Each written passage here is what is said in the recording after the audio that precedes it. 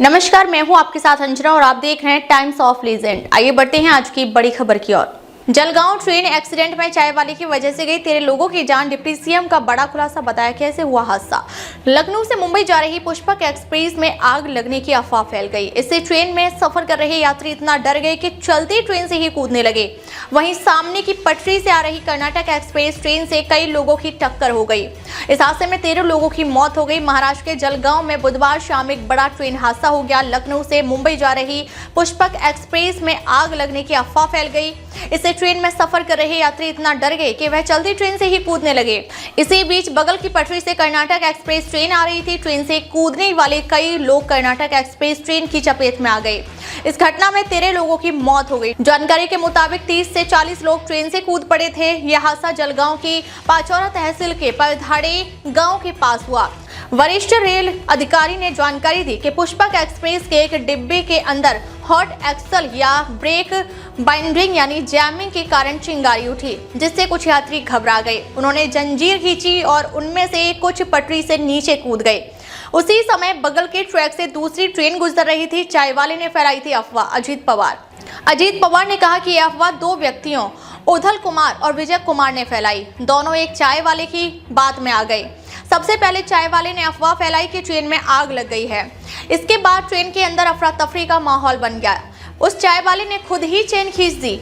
जब ट्रेन धीमी होने लगी तो यात्री जान बचाने के लिए ट्रेन से कूदने लगे। पत्रकारों से बात करते हुए अजीत पवार ने कहा, रेल हादसे के बाद प्रशासन और अन्य बल सक्रिय हो गए और राहत एवं बचाव कार्य शुरू किया। श्रावस्ती के उधल कुमार और विजय कुमार ट्रेन में सवार थे। वे ट्रेन से यात्रा कर रहे थे। जनरल बोगी और ऊपरी बर्थ पर बैठे थे। पेंट्री से एक चाय बेचने वाले ने बोगी में आग लगने के बारे में चिल्लाया। दोनों ने यह सुना और घबरा गए। अजीत पवार ने आगे कहा, कुछ यात्री खुद को आग से बचाने के लिए चलती ट्रेन से बाहर कूद गए, लेकिन ट्रेन अच्छी गति से चल रही थी, इसलिए एक व्यक्ति ने चेन खींच दी और ट्रेन रुक गई। कई यात्री ट्रेन से उतर गए और आगे बढ़ गए। रेलवे ट्रैक पार कर रहे थे। इसी दौरान सामने वाली पटरी से कर्नाटक एक्सप्रेस बहुत तेज गति से आई और रेलवे ट्रैक पार कर रहे यात्रियों को टक्कर मार दी। 13 मृतकों में 10 की हुई पहचान। डिप्टी सीएम ने आगे कहा कि मारे गए 13 लोगों में से कुल 10 मृतकों की पहचान हो चुकी है, जबकि 3 मृतकों की पहचान अभी तक नहीं हो पाई है। घायलों की कुल संख्या 10 है, जिनमें से 8 पुरुष हैं जबकि 2 महिलाएं हैं और उनका जलगांव के सिविल अस्पताल में इलाज चल रहा है। मृतकों के परिवार वालों को दी जाएगी 1.5 लाख अनुग्रह राशि। घायल व्यक्तियों को जलगांव के सिविल अस्पताल में भर्ती कराया गया है और उनका इलाज चल रहा है। रेल मंत्रालय ने जलगांव ट्रेन दुर्घटना में मृतकों के परिजनों के लिए 1.5 लाख रुपए की अनुग्रह राशि की घोषणा की है। रेल मंत्री कार्यालय ने कहा, जलगांव ट्रेन दुर्घटना में मृतकों के परिजनों को 1.5 लाख रुपए, गंभीर रूप से घायल लोगों को 50,000 रुपए और मामूली रूप से घायल लोगों को 5,000 रुपए की अनुग्रह राशि देने की घोषणा की गई है। अफवाह से मची भगदड़, दूसरी ट्रेन से टक्कर। इस अफवाह ने देखते ही देखते पूरी बोगी में हड़कंप मचा दिया। लोग घबराकर ट्रेन से कूदने लगे। किसी ने चैन पुलिंग कर ट्रेन को रोक दिया। जैसे ही ट्रेन रुकी, यात्री अपनी जान बचाने के लिए इधर उधर भागने लगे। इसी दौरान दूसरी पटरी पर तेज रफ्तार से आ रही कर्नाटक एक्सप्रेस ने कई यात्रियों को अपनी चपेट में ले लिया।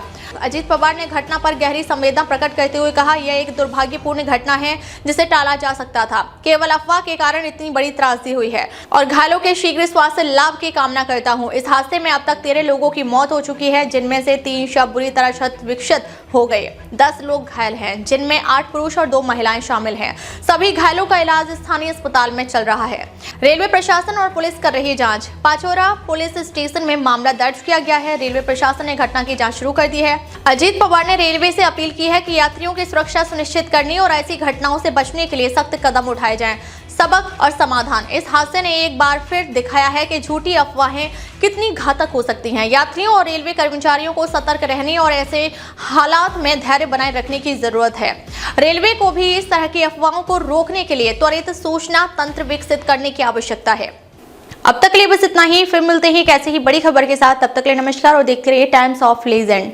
अगर आपको वीडियो पसंद आई तो इसे लाइक करें और शेयर करें। ऐसी लेटेस्ट अपडेट पाने के लिए बेल आइकन को प्रेस करना ना भूलें। अगर आप हमें फेसबुक या फिर इंस्टा के माध्यम से देख रहे हैं तो हमारे पेज को फॉलो जरूर करें। धन्यवाद।